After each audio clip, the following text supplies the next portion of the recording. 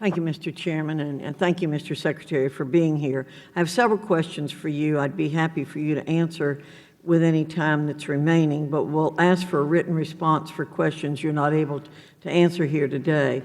I'm very concerned about what's happening within your department's Office for Civil Rights and its impact on college campuses across the country. For too long, the OCR has gone around Congress by legislating a new mission, and I'm deeply concerned about the office's legitimacy and effectiveness on these issues and the potential negative impact on students and institutions.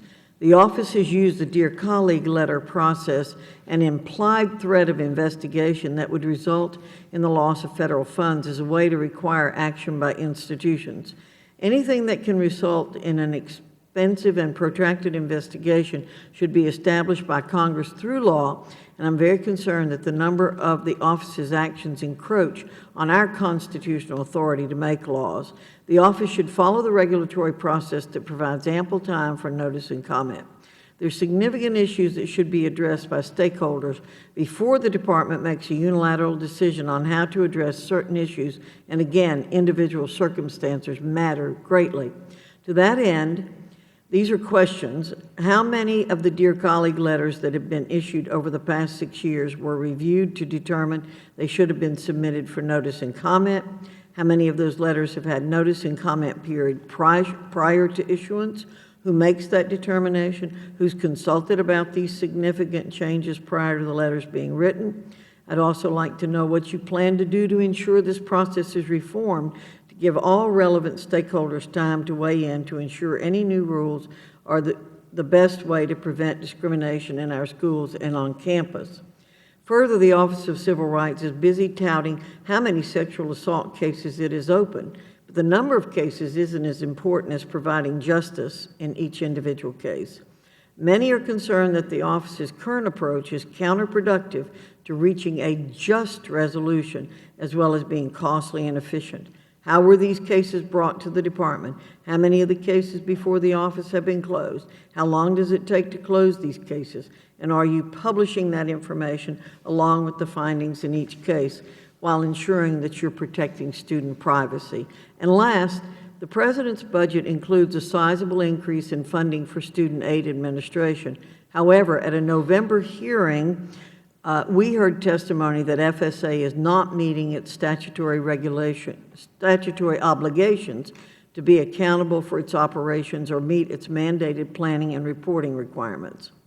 How do you plan to ensure FSA is acting as an effective partner with institutions as its PBO status requires?